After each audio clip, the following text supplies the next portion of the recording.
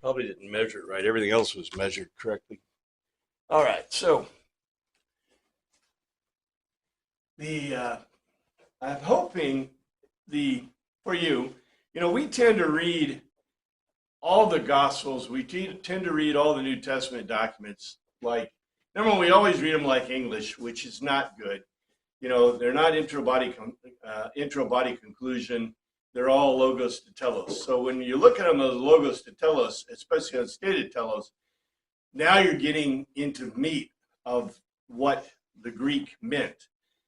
The problem, though, is we also read it in like we read English.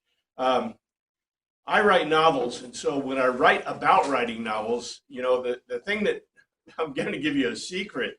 You may not know this. You probably don't know this unless you really are writing novels or you know something about novels. But novels, the basis of novels is the scene. And most people don't know that. And actually, I have a friend who writes about writing, and he has a couple of books about writing scenes. They call scenes and sequels. I'm not so much into some of the general stuff that they like to write about in developing scenes in novels, but novels are based in scenes. And so what do we as English, even if we don't understand about scenes, how do we look at books or writing? We tend to look at as if they're scenes, especially when we perceive it's fiction. And guess what? The New Testament is not fiction. The New Testament is history. That's why I don't like to call it stories. I like to call it, accounts or history, so that we don't confuse the difference. And by the way, I won't go into great detail, but people confused this whole idea of fiction and nonfiction. I read a thing. For some reason, I get all these trivia things and all these informational things that come off my email. Some are really good, some are really questionable. But I got one on was King Arthur real? All right. People ask this question: was Christ real? If you ever meet a historian that believes that Christ was not a real human being that lived on earth, then you have met an idiot. Yeah, you met a person who's basically a moron who has no clue, because there are very few historians, less than probably 1% of historians would say that. In fact, I have an article. I'm not going to read it to you. I probably should talk about it at some point.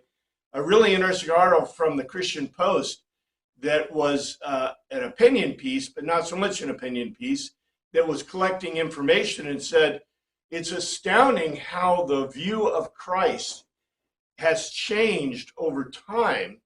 And today, in the article they're writing, they said the idea, the historians, you'll find maybe 1% of historians who would say that Christ did not exist. He said it's a real minority view. And he said almost all of the historians in the modern era accept the Gospels and accept the Christian documents or the New Testament documents as historical sources. The big question they have is, there's still that question that, what was it, the Jesus Seminar had. How much is accurate and how much is? That's why I wrote The Second Mission, which is a book that's still available, that asks a question about Greek literature. How much is accurate and how much is not? My conclusion was that it's very accurate. And how do we know? Because of what I've told you over and over again about ancient literature. Ancient literature is mnemonics. Ancient literature was not read. It was memorized. And then they used the words, they used the words of the text so they wouldn't get them wrong when they were recited. Very different than our view of how words are. But if they're mnemonics, what does that mean about the memories of people in the ancient world? Right? Yeah. And today we can barely keep our schedule. I can barely keep, my schedule clear. I have to look on my stupid phone and say, well, what am I supposed to be doing today, right? In the ancient world, people apparently didn't have that problem. Of course, there are other issues, but even then, the world is different. And what I try to keep showing you is how the world was different and how things are different. And yet, what do we think? We think everybody in the ancient world, wore a tie and a suit and, was just like people today. But we know they're not, right? So what I hope that I can show you, or we can see as we put it into an outline form, we can see, instead of looking, we're looking kind of with at the trees in the forest. If we look at the forest, maybe we can see even better how this very amazingly complex work, right? If you notice how complex John is, this gospel is astounding to me. And, it really has some depth.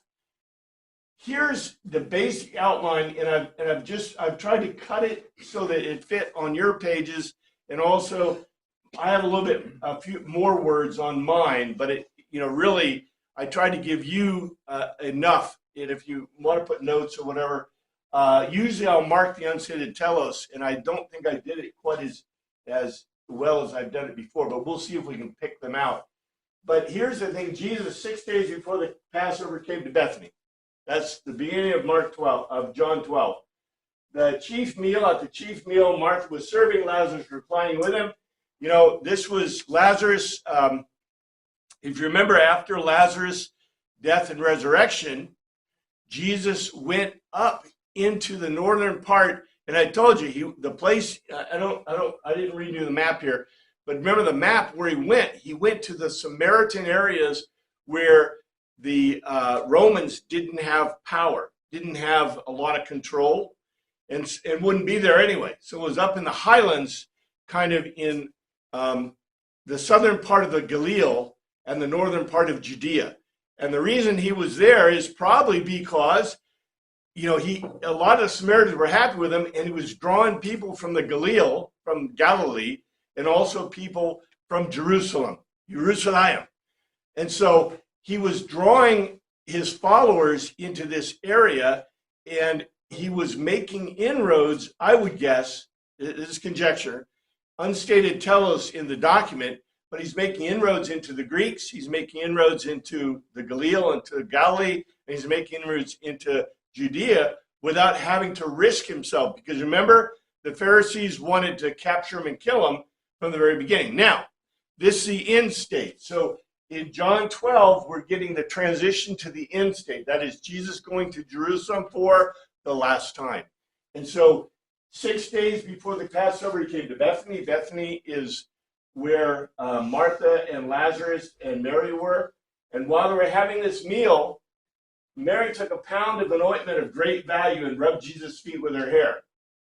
It's really cool, the description, because it says it filled the house like the Holy Spirit. There's huge elements in here because this is a critical part, and this is part of the unstated telos. It's interesting that Judas said this ointment could be sold for 300 denarii and given to the bent over the deeply destitute. He said it not because the bent over the deeply destitute, because he was a thief. That's what it says flat out, that he was a thief. He was doing it in secret, stealing money from the coffers. It's amazing to let him have control over the coffers. So watch out for Judases, I guess. Make sure you keep good receipts. A large throng of Judeans came for Jesus and for Lazarus. Why did I have this who? Many Judeans came because of Jesus and because of Lazarus, whom Jesus had brought, back from the dead. So what you have is you have the situation, and, as I said, we read it in pieces, parts, as if it's, a story, but it's not. It's a history. It's an account. And the big deal here is 6 days before the Passover, Martha, Mary, and Lazarus had this huge meal to what? Celebrate Jesus coming back to Jerusalem area, right? Because you'd be kind of happy if your brother was brought back from dead, right? And this is really important. And I told you before, we've talked about this, but I think Lazarus was a Pharisee and the rabbi of Bethany. And we talked about Lazarus and tried to peg him. The other Gospels don't use the name Lazarus at all. They use other people in Bethany. It's very interesting. And I told you that, in Greek literature, ancient Greek literature, they were really, I don't know why, they didn't get sued for defamation. No one would ever think about suing for defamation. If you were defamed, you didn't sue them, you just went and beat the person, right? Or sent your slaves to beat the person. In the ancient world, they handled it a little bit differently. But I don't think they're worried so much about defamation, but I think the early Christians were worried about a couple of things. They worried, number one, if you notice in the reading today, they said, the way, T12, right? When you see that, but they were not hidden back in the Acts period because they were brand new. They were one of the 5 sects of Judaism. And, when you come with a new sect of Judaism, what do the Jews in the synagogue usually do? We'll hear you. What do you got to say, right? Until they figure it out or they have opposition. And then I thought the pastor's thing about unity in the church was really interesting because you got the Pharisees, the Sadducees, the Essenes, the Zealots, and T12, and none of them could agree, and they would say for very good theological reasons. Remember, the Essenes were following the dictates of the Torah, which means the Sadducees, who were the priests, were not. And the Pharisees were not.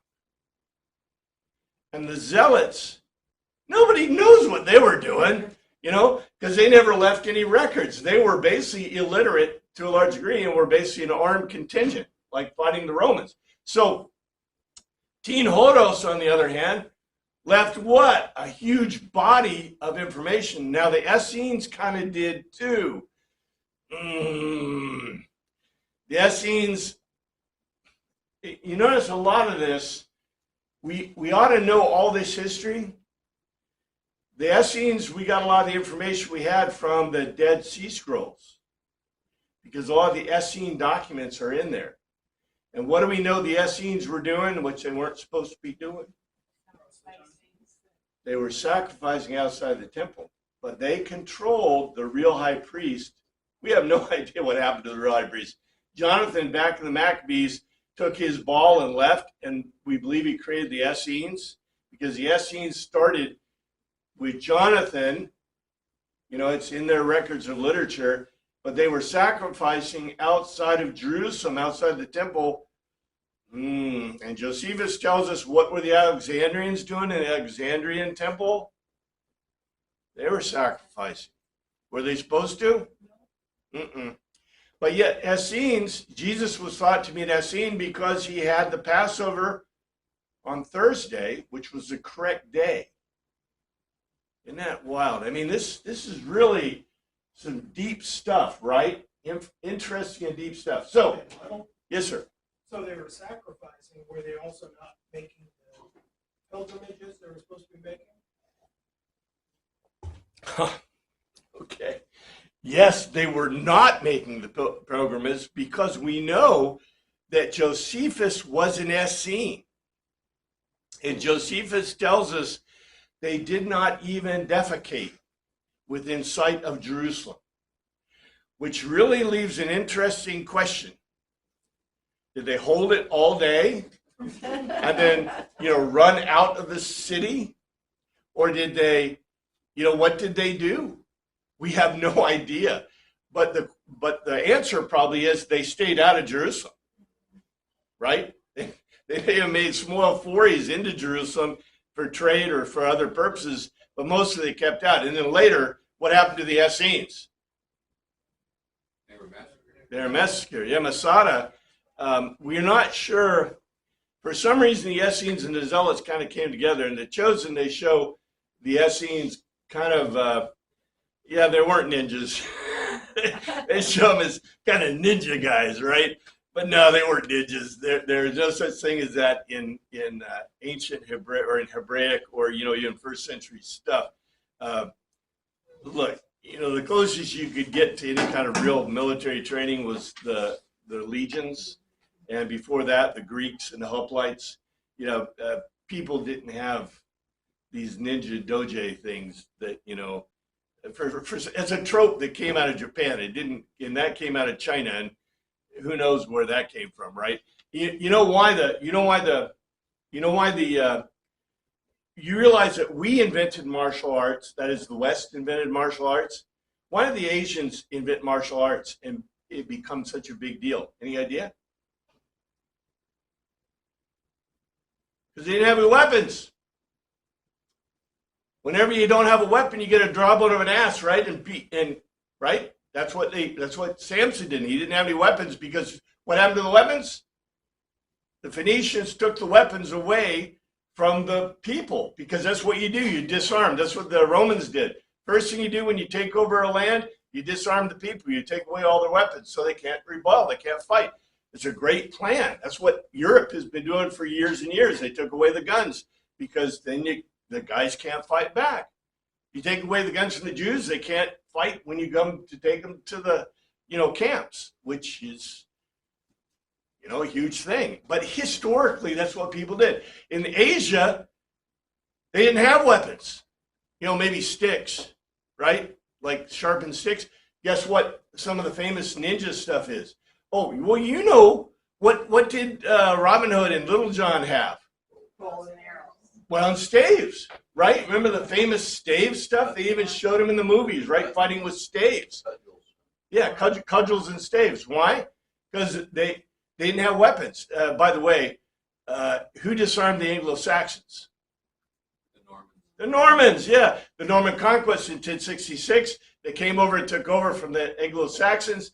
The first thing they did was they took away all the weapons from the Anglo-Saxons, and all they had left were bows and arrows, because you can make bows and arrows in the woods pretty easily. And they had cudgels. And they had, the what do you call the staves, right? Staves. And so you read in Robin Hood and Little John, right, about using the staves. Well, in Asia, they didn't have a lot of metal.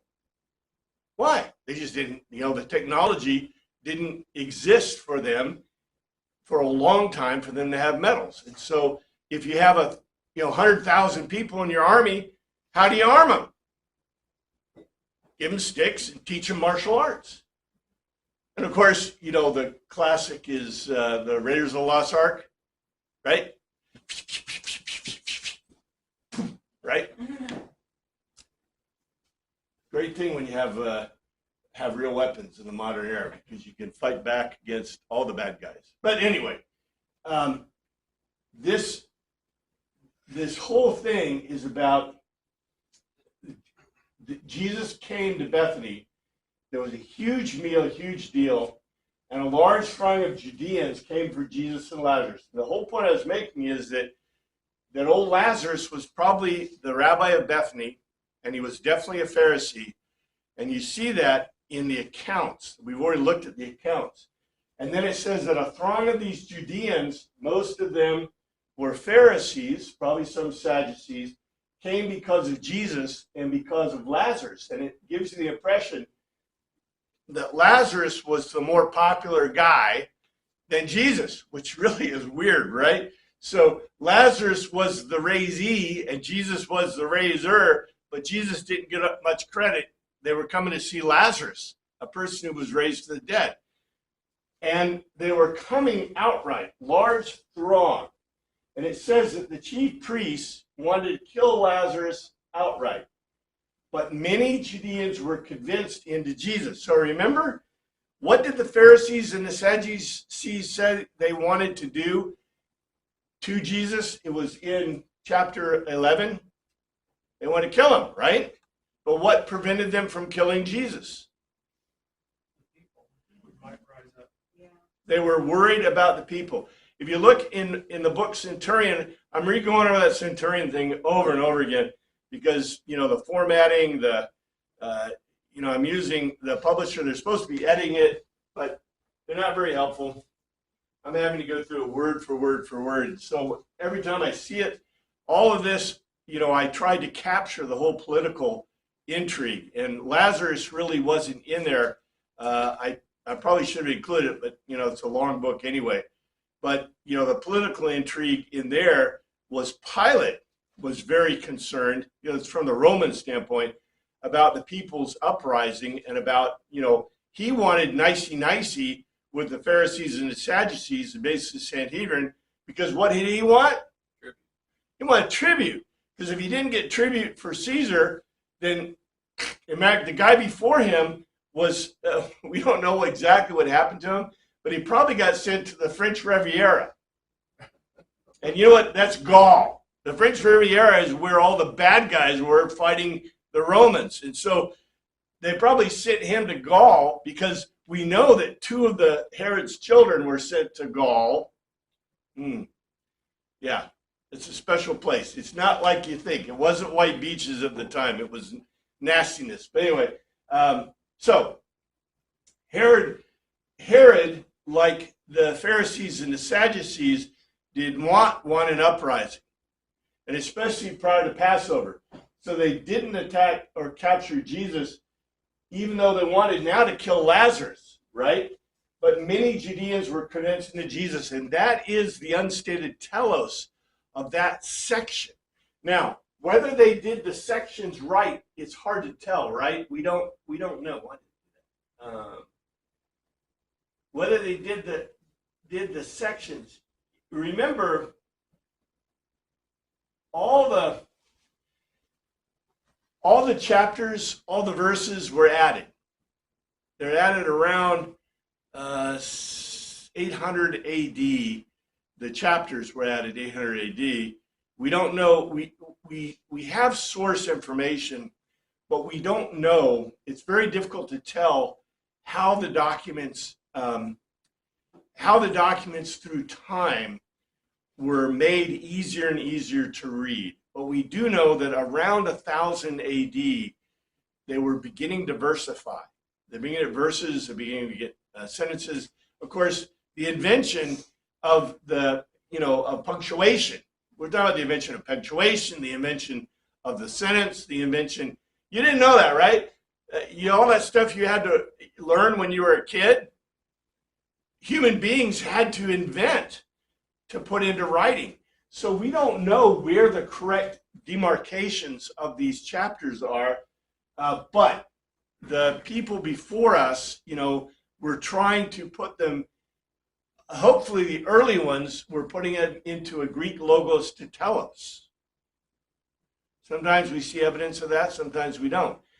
In some cases, they're trying to do it historically, which is not a good thing for a Greek document, not because it's not good history, but because, remember, the ones that were doing this were mostly working not with the Greek, they're working with Latin documents.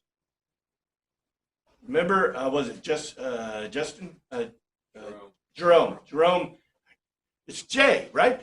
Jerome, when he translated the Vulgate from Greek, he did it in Latin. And so it's just like the Septuagint. What's really interesting, though, is Septuagint is every quote in the New Testament from Jesus' lips and from all the writers of the New Testament is from Septuagint, which to me says, Septuagint, good source, right? I think it's very interesting that God kind of put his imprimatur on the Septuagint and says, Septuagint, I'm happy with it. Mm-hmm. Some of the Hebrew rabbis might disagree, because remember the Council of Jamnia said in about 80 to 100 AD that, we don't want the Greek documents. If it's not in Hebrew, Aramaic, forget it, right? Of course, they had to wait until the Masoretes in about 800 AD before they even got vowel pointlets. Go figure, I'd rather have the Greek where I could actually read it and understand it, and it'd be easier to memorize, but that's okay.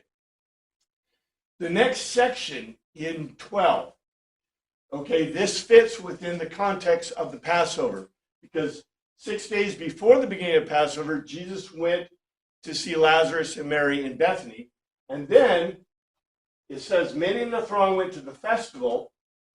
In other words, many in the throng who went to Bethany. So they went from Jerusalem. It's about, I think 10 miles, 6 miles, something like that. It's really close. they walked to Bethany, and then the throng went to the festival because they heard Jesus was coming into Jerusalem. Now, this is an interesting setup, and interesting himself, because, you know, we want to know the rest of the story, right? We want to know the rest of the history. How long did they stay in Bethany? What were they doing in Bethany? What did Jesus do in Bethany, right? You know, our guess is what? He's teaching. He's teaching the people. He's really irritating the Pharisees and the Sadducees, and these are mostly Pharisees. And when it says Judeans, they, you know, what is that? Remember, I've asked this question before. In most of the Bibles, they translate the Jewish. I'm like, no, they're Judeans. It says literally in the Greek, the people from Judea. So it's not just Judeans, because that's the next section we see. But anyway, many of the throng went to the festival, heard Jesus was coming into Jerusalem, and he did. Jesus came into Jerusalem. They took hold of palm branches to meet him, crying out, Hosanna, making a logical argument that coming into the name of the Lord and the King of Israel. I left that part, but they were yelling, okay, this is the Greek, right? Hosanna, Logos, coming into the Omnia of the Lord, of Kyrios, and the King of Israel. So they're calling him the Lord and the King of Israel. This is a big deal. Why is this a big deal? They're saying he's the Messiah. Yeah, and they're saying he's the king, and kind of saying he's the high priest-ish, right? Remember all the Maccabeans, and what is Pilate? In my book, I talk about it, because Pilate was really irritated. The centurion of Benedar saw this and reported this to Pilate. And Pilate said, is he declaring himself a king? And Abinadar convinced him. He says, nah, he's just a prophet. It doesn't matter what the people think per se, but we don't want to irritate the people. We want the people to be happy because we want to keep getting tribute, right? Because if you stop getting tribute, what's going to happen? You're going to go. Or worse, right? The very worst that could happen if you're a Roman and you're not making the emperor sends you letters all the time. Maybe he writes it, maybe he doesn't. His signature is at the bottom, right? And the emperor sends you letters, and the emperor says, hey, where's that tribute, Bubba? I need some more, you know? And every year they're increasing the tribute, because if you make your quotas, it's like the government and our government, right? If you make your quotas, what do they want? Yeah, increase the mill levy, right? Oh.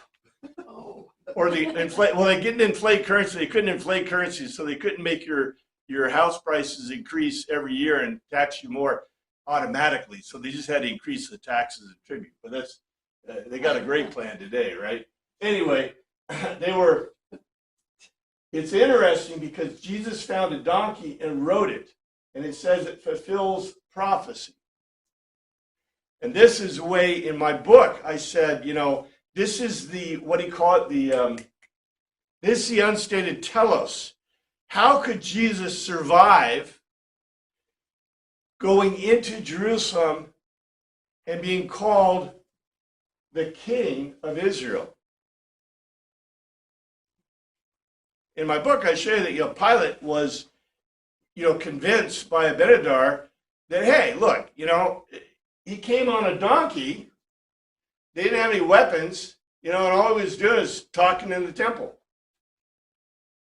Keeps the tribute coming, right? So, the unstated telos is this is a question that you would ask, right? I mean, okay, if you're King John or King James was a guy with the King James Bible, right? And somebody came riding into London and said, and the people said, here's the King of London, King of England. What would you do? Well, yeah, he would go into the Tower of London and not come back out. I mean, even, what's his name? The Henry VIII croaked his wives, right? In the Tower of London because, he had a problem. Anyway, an impotency. But anyway, it's interesting that he came in on a donkey, which is the unstated telos, but also fulfills prophecy.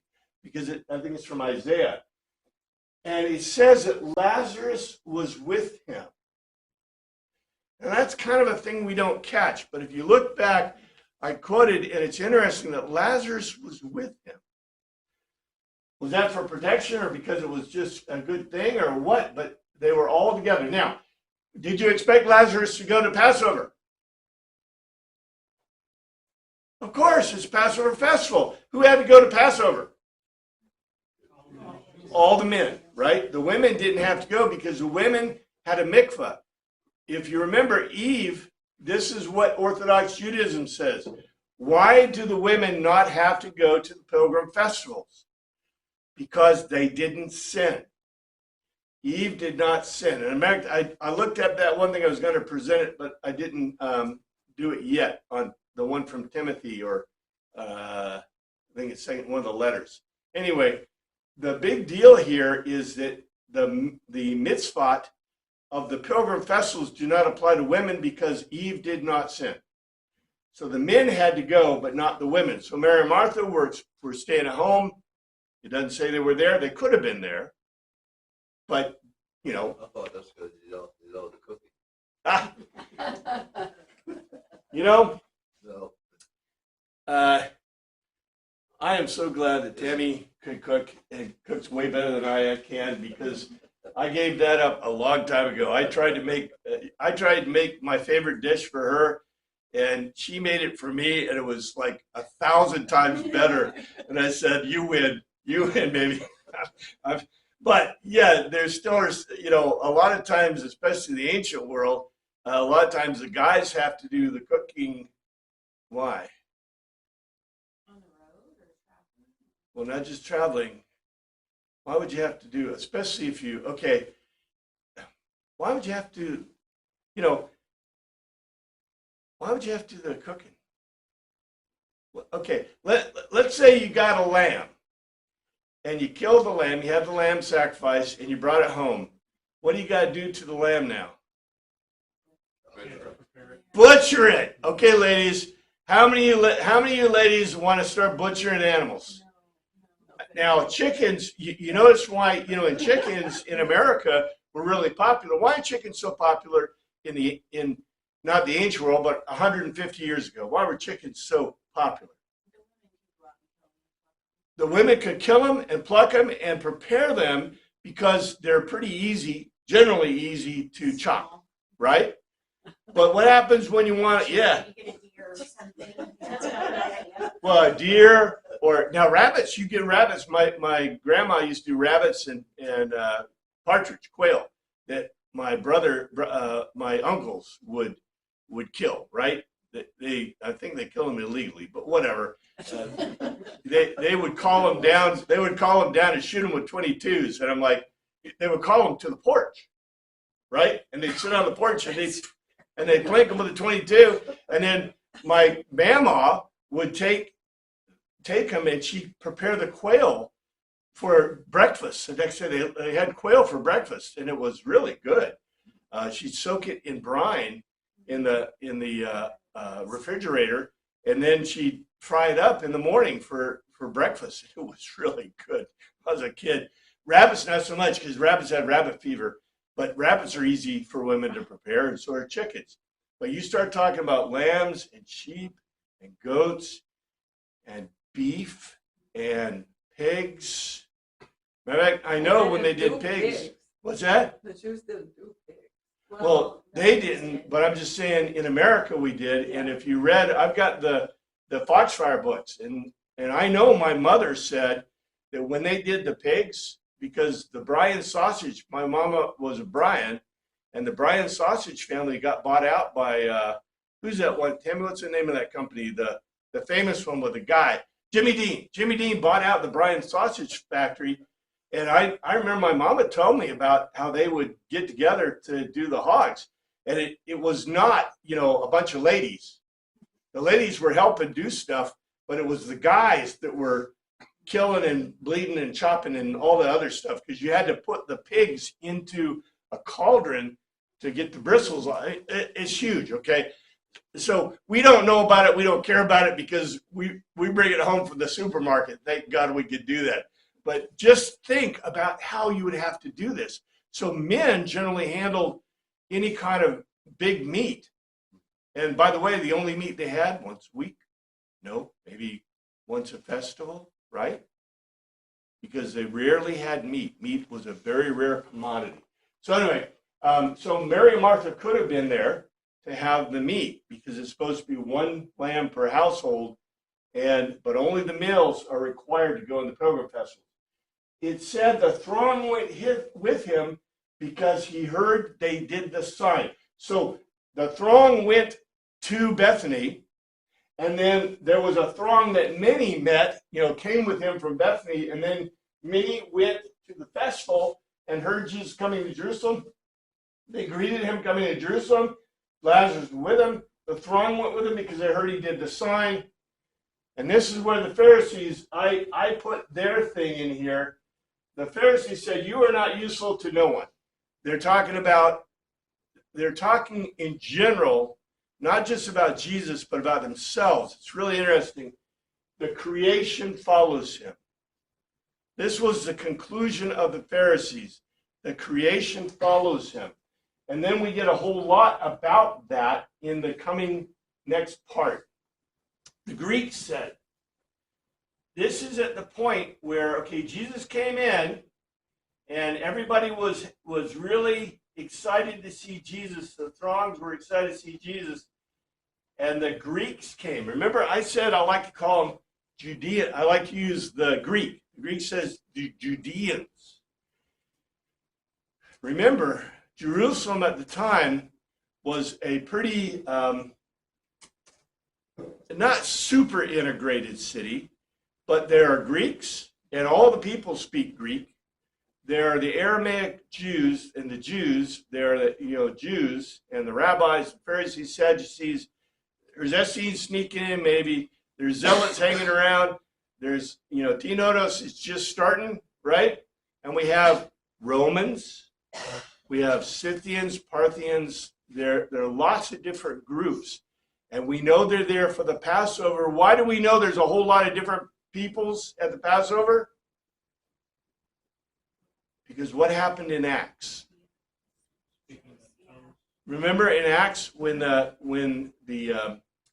Pentecost, and a lot of those groups were there already, but many of them came from different lands and areas for the Passover and hung around intentionally for the next festival, which is like 2 weeks later. It's less than a month later, which is the Pentecost, right?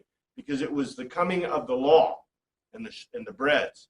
So anyway, there's a lot of Greeks there, and the Greeks came and said, we want to look at Jesus. We want to stare at Jesus. Basically, that means we'd like to talk to him, but we just want to see him. We want to see Jesus. And this is what Jesus said. The time has come for the offspring of man to be glorified. I make a logical argument, if the seed of any edible grain should die off, but it dies off, it bears much fruit. And this is the real interesting one. He loving his mind like a friend is destroyed. He detesting his mind will have life perpetual, will guard life perpetual. That's, how do we translate it? We say, he loves his life, right? He who loves his life, which is a horrible translation. Literally, it says, he who loves his mind like a friend is destroyed. In other words, if you're unable to accept the logical argument, basically, of the hagios pneuma, which we're going to see more of as we move in. Because remember, Jesus talked about he is the sarx, the bread of life. And then he says that I am the suke, the mind. And next, what do you think he's going to say? He's going to talk about the hagios pneuma, the Holy Spirit. He goes on, he says, and this is all to the Greeks. It's really interesting, this to the Greeks. Now, of course, the Jewish people are listening, the Hebrews are listening, and the others are listening too. But who's the focus of this message or these words? The Greeks. If anyone actually serves me, where I am, in that place ministers to me, if anyone actually serves me, he will serve the Father. In other words, if you actually serve me, wherever I am, I'm in that place. And if you minister to me, if anyone actually serves me, the Father will assign him value. In other words, this is one of those, anytime Jesus talks about the Father, he's also talking about himself. So this is really interesting. I think the Greeks understood it better than the Hebrews, because the Greek, although the Greek worldview did not, what do we do? What did the Greeks and the Romans do? Basically, the first thing they did when they, the Greeks especially, what did we get? We got the Apostolic Creed, God the Father, God the Son, the Holy Spirit, trying to explain it, 3 in 1, right? And then when the Latins got a hold of it, we got the Nicene Creed. Now, we don't have copies of the Apostolic Creed in Greek. It's only in Latin. But we believe that the Apostolic Creed came first.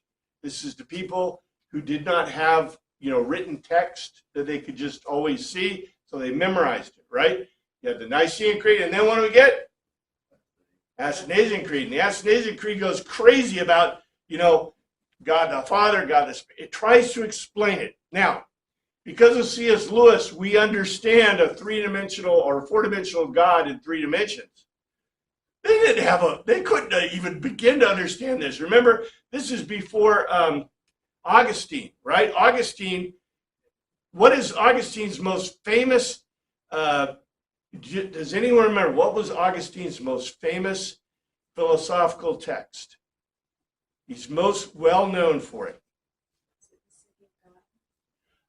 It may be in the City of God. It's his ecumenical on time, his philosophical thing about time. And in it, he says, God is timeless. He's the first person in writing to express this idea that God is outside of time.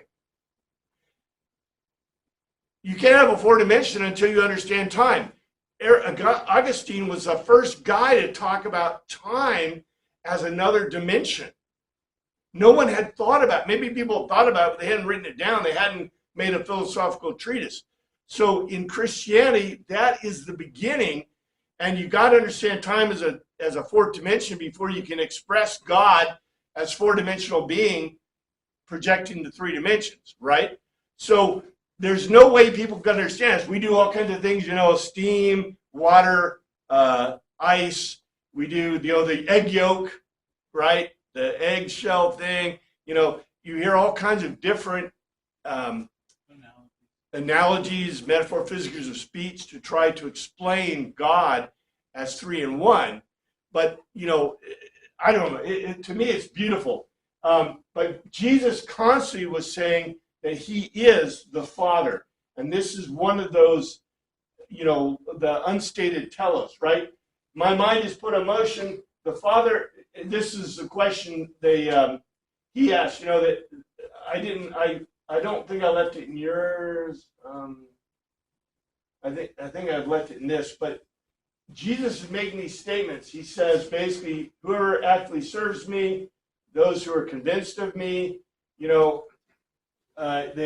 makes a statement, my mind is put in motion. In other words, I'm agitated.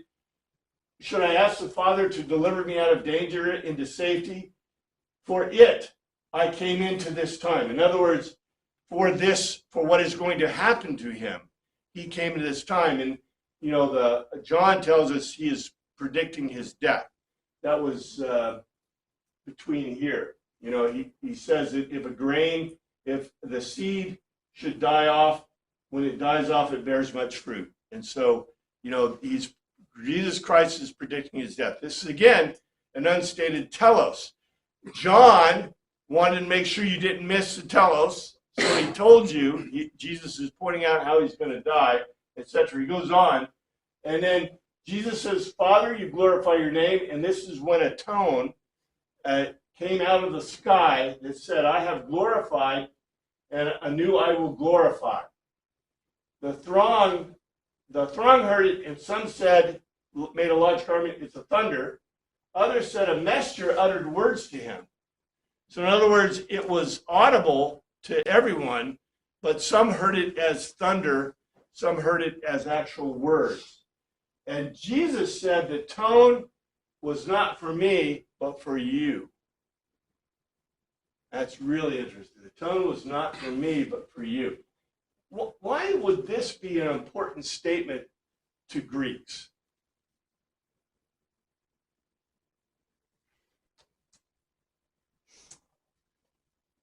Maybe because they were kind of left out. They weren't, they couldn't become Jews. I would probably say, if you go back and look at Greek myth, in Greek myths, you know, in the Greek myths, the gods roam around and they do bad things and they, you know, impregnate people and they're not a happy group, right? They're very unhappy. But what happens, usually they'll do a miracle or maybe not. Do the Greek gods really perform any real miracles? Sometimes you get something that looks like a miracle, but usually it's really grotesque. You know, go read some of those Greek myths. They're not very positive, right? Most of the time, how do they know they're Greek gods? Because they say it and they do something detestable. But look what it says. The tone was not for me. In other words, I don't, what he said, I don't need to prove myself, right?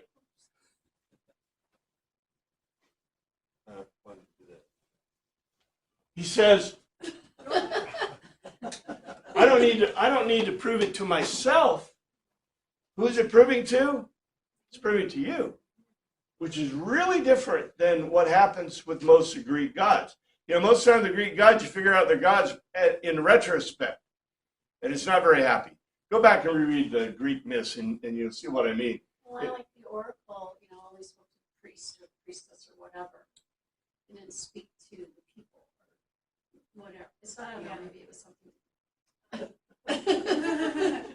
Yeah, when the Greeks, it was always interesting, the Greek oracles, and I guess I should mention that because it's really interesting.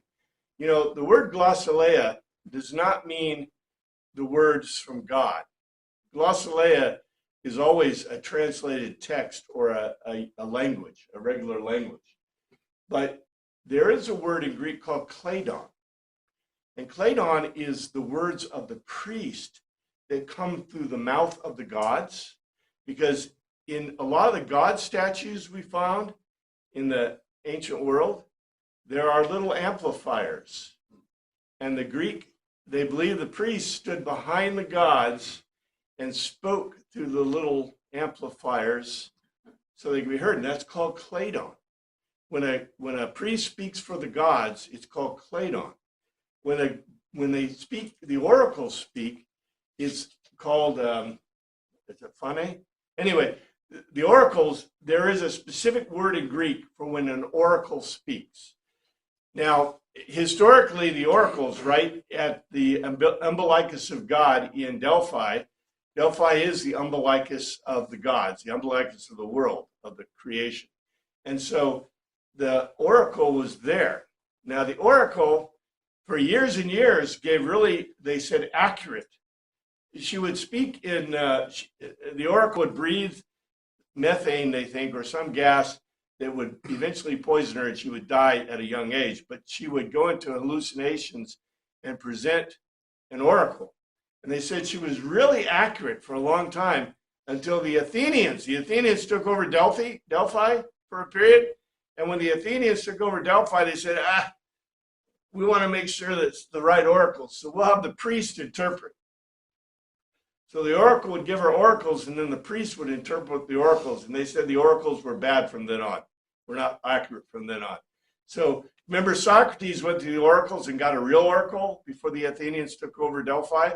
And that was the one that he would be the wisest man of all, but they would kill him for it or something like that. Anyway, it's in his apology, in the apology of Socrates. And, it's in my book. Anyway, it's really interesting that the oracles were considered accurate until that period.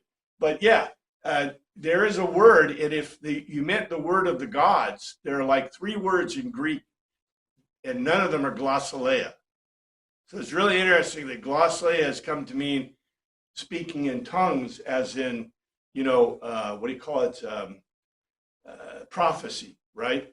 Because speaking in tongues, glossolalia simply means speaking in other languages, which in understandable language. Anyway, the tone was not for me, but for you. And Jesus said this: the chief of creation will be thrown outside of doors. This is a really important concept. The chief of creation will be thrown outside of doors. And it says, if I'm elevated from the soil, the whole I will drag forward to me. In other words, I'll drag the whole of creation to me. And I think this is where, and I left in the word, this is where John says that Jesus made a sign of what his death would be. And the throng said, Nothing. said nothing. What is wrong with this? Maybe it's dying. What? I don't know. Signal the cord attached to the computer. I don't know.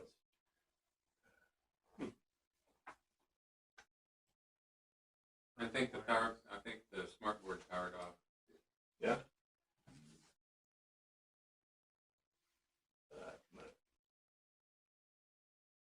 It's not a smart board. Yeah, it's not. They took away our smart board. They gave us just a It's a monitor. monitor.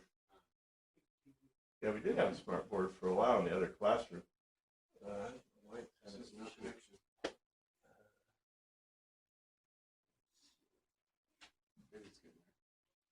Waking up?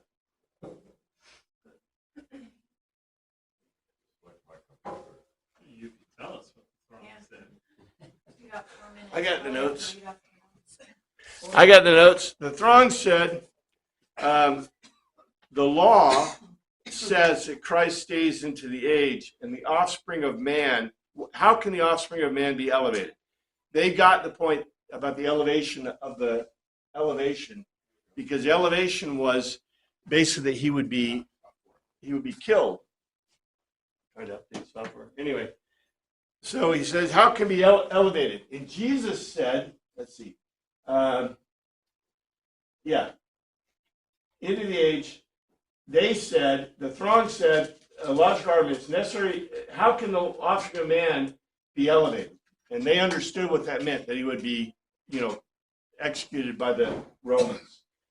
Jesus said, basically, and I've tried to put this in tight as I can, the source of light in you, you tread all around. So the source of light, we're going to see what the source of light is. So it might not be seized. In other words, the source of light is in you, so it can't be seized.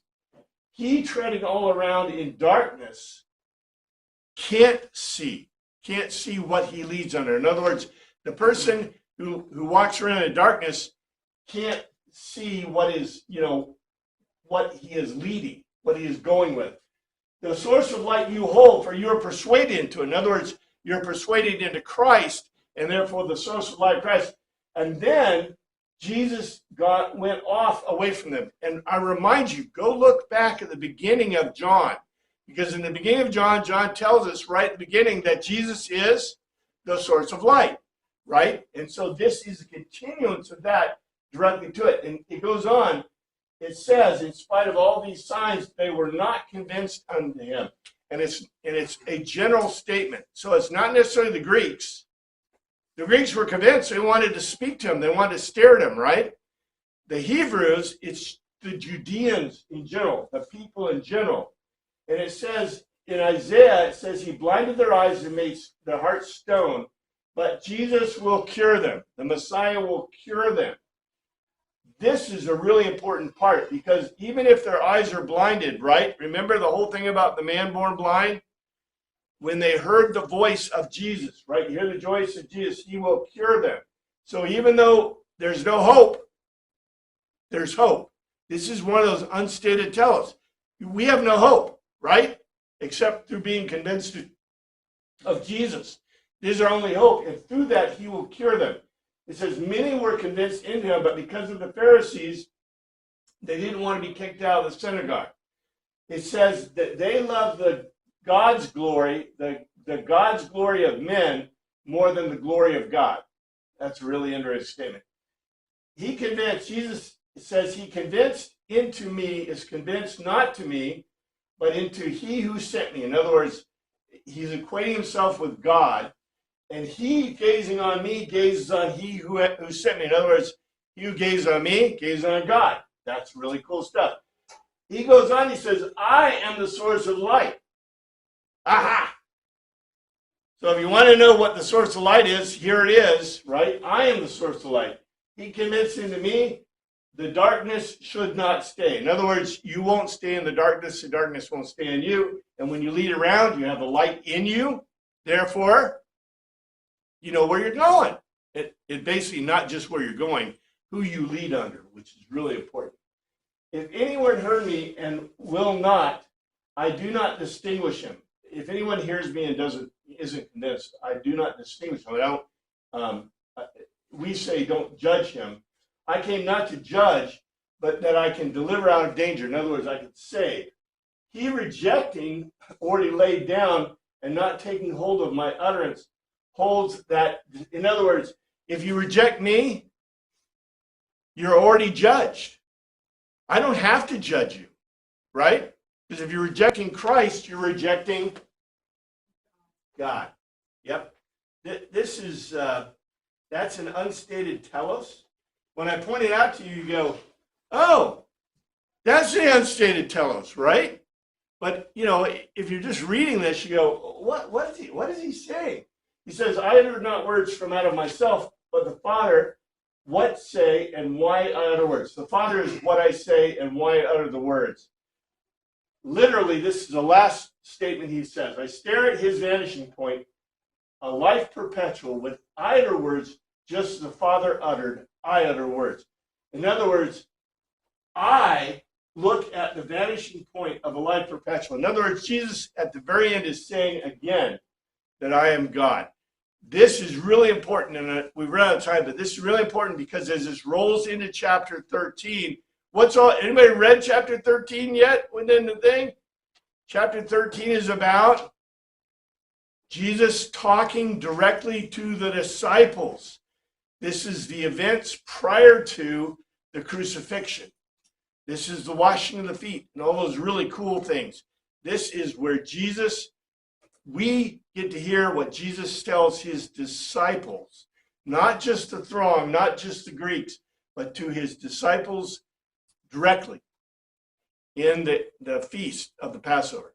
In any case, thank you, Father, for your word. Pray you look up to it after it's this week. In your name we pray. God bless you.